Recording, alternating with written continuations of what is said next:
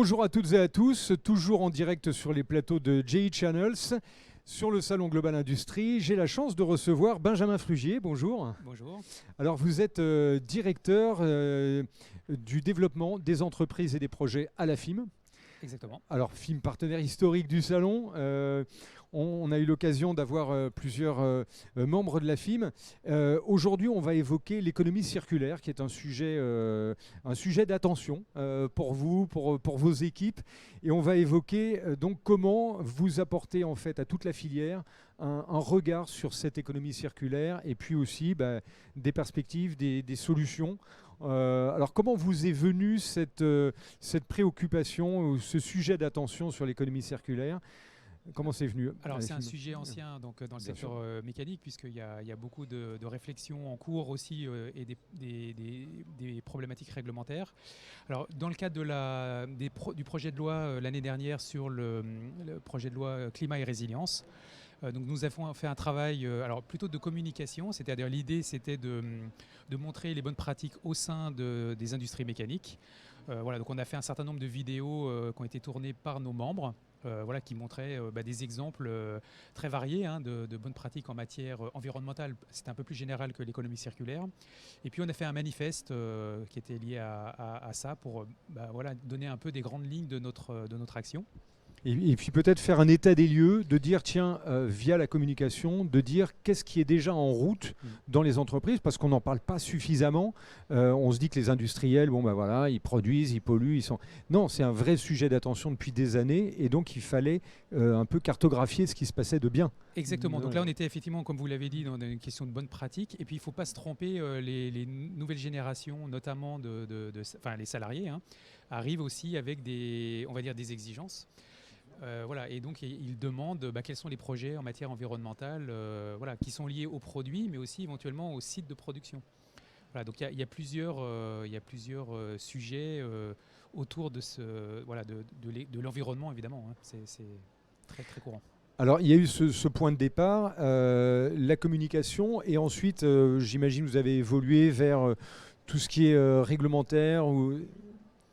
Tout à fait. Donc ça, c'était la seconde étape avec un diagnostic, c'est que la réglementation, tout le monde voit de quoi il retourne, c'est perçu très souvent comme une contrainte, mais évidemment, il faut qu'on retourne la chose en regardant les opportunités. Et puis, il y a eu un travail aussi d'analyse des projets de réglementation et un peu des options notamment de la Commission européenne, mais aussi au niveau français. Sachant que l'économie circulaire, elle génère potentiellement une nouvelle façon de mettre sur le marché des produits. On n'est plus dans une logique, de bureau d'études qui met à disposition un produit. On est dans une logique où toutes les fonctions d'entreprise sont concernées et on voit aussi les évolutions réglementaires qui font que ce n'est plus on peut plus se concentrer sur un aspect linéaire, mais vraiment circulaire. Donc on a identifié le fait que ces réglementations se plaçaient aussi dans un cadre où les business models des entreprises allaient évoluer. Et donc on a on a continué les travaux autour de cette dynamique, donc d'un côté réglementaire et de l'autre nouveau business. Alors les nouveaux business, justement, pour bien mettre en lumière les opportunités créées par la réglementation, au-delà des contraintes. Alors je pense qu'il y a deux rôles pour des fédérations aussi fortes et aussi présentes que la vôtre. Il y a ce rôle un petit peu de supervision du réglementaire, de voir qu'est-ce qui se passe, et puis aussi d'être des fois force de proposition par rapport au pouvoir public, de mettre des petits bémols ou d'accompagner dans le meilleur sens possible pour que justement la réglementation soit vecteur d'opportunités plutôt que de contraintes. On l'a vu avec les quotas d'importation d'acier, etc. Il y a vraiment votre rôle là, il est assez fort et assez pivot, on va dire. Tout à fait. Donc je vais prendre un exemple. Il y a des travaux réglementaires au niveau communautaire qui parlent du remanufacturing. Et donc tout l'enjeu pour nous, c'est donc il y a déjà des entreprises qui sont sur ce secteur-là et leur business model, c'est vraiment de prolonger la durée de vie des produits, mais le produit issu d'une phase de remanufacturing est considéré comme un produit d'occasion. Et là, on voit un glissement des définitions où ce produit-là, d'un point de vue réglementaire, pourrait être considéré comme neuf. Et donc, ça ne génère pas du tout les mêmes problématiques en matière réglementaire. Parce qu'en fait, ce n'est pas les mêmes référentiels réglementaires en fonction que le produit soit considéré comme d'occasion ou neuf. À partir de quand il devient d'occasion? On sait des machines, des grosses machines comme ça ont une durée de vie de 30 ans à peu près, c'est ce que j'entendais là tout à l'heure. Et on est aujourd'hui, alors ça c'était intéressant, c'est Muriel Macanéan du CETIM qui disait ça, il rappelait ce chiffre tout à l'heure. Le parc aujourd'hui il a à peu près 18 ans, on arrive dans l'industrie 4.0 avec un parc, il reste une dizaine d'années peut-être pour amortir, enfin pour transformer complètement ce parc et puis l'adapter quelque part. Donc c'est aussi des échelles de temps qui sont intéressantes à prendre en compte quelque part dans le cycle dont on parle aujourd'hui. Tout à fait. Et les utilisateurs, donc les clients des mécaniciens, ont plusieurs arbitrages possibles.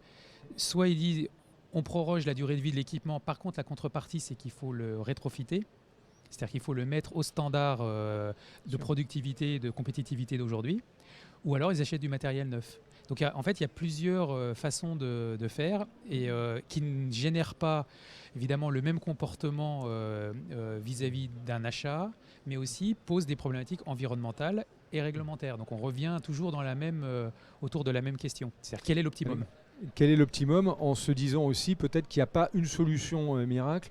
On va parler d'interopérabilité entre les chaînes, donc un matériel un peu daté.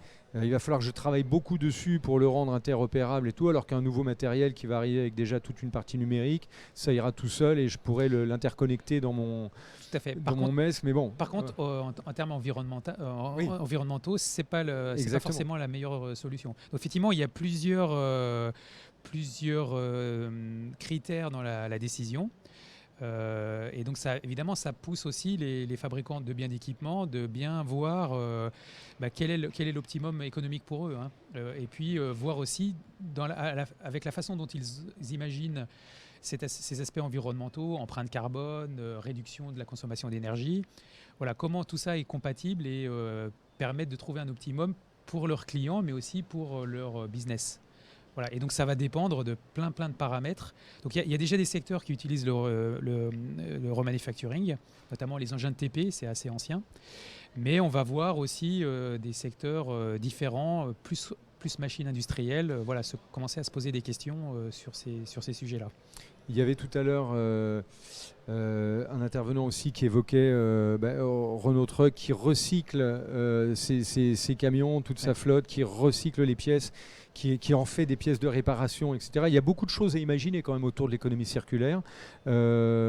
C'est un peu le début, hein. Vous évoquiez la loi climat, le projet climat qui date de 2 ans, c'est ça, hein ? C'était l'année dernière. L'année dernière. Donc on est au début et il faut consolider tout ce qui a été fait avant, mais maintenant il faut être créatif, j'imagine, et apporter beaucoup de nouvelles solutions, de nouveaux business models, comme vous disiez. Exactement. Mais après, on a donc en fait sur ce sujet-là, c'est là où on a aussi la valeur ajoutée, c'est que les déterminants de ces nouveaux business models sont liés à la demande des clients, donc à la maturité des clients, mais aussi aux aspects réglementaires.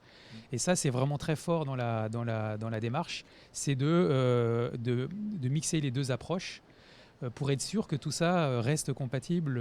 Voilà. Donc il y a plein de critères. Et il faut trouver, encore une fois, une question d'optimum. Voilà. Nous, notre objet aussi, c'est de préserver ces business models qui existent, voilà, et de faire en sorte que les projets de réglementation européens, notamment, hein, permettent aux industriels de trouver des solutions qui soient intéressantes pour eux, hein, qui ne soient pas trop contraintes. Voilà. Et puis il faut aussi répondre à la demande des clients, hein.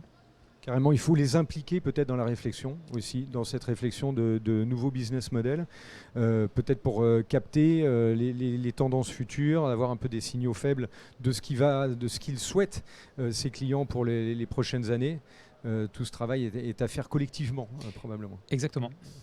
Je vois qu'il nous reste 30 secondes. Qu'est-ce qu'on se dit pour boucler cette thématique économie circulaire au niveau des industries mécaniques? En fait, vous avez cité le CETIM, donc évidemment on travaille avec le CETIM puisque c'est notre bras armé en matière de R&D. Voilà, donc on a des relations très proches avec le CETIM sur ces sujets. Donc on travaille notamment avec la personne que vous avez indiquée, Muriel Macanéan, pour nous dire voilà ce qui va se passer d'un point de vue réglementaire et demande client, et eux de nous aider aussi sur la partie technique, la mise en œuvre en fait, hein, sur des méthodes de normalisation ou des méthodes d'empreinte carbone, etc. Voilà, donc c'est un travail collectif. Exactement. On va rester sur ce beau mot de collectif qui est vraiment symbolique de l'industrie. Merci beaucoup, Benjamin Merci à vous. Frugier. Voilà. Et puis, très bon salon à toutes et à tous. On se retrouve bientôt sur GI Channel. Au revoir. Au revoir.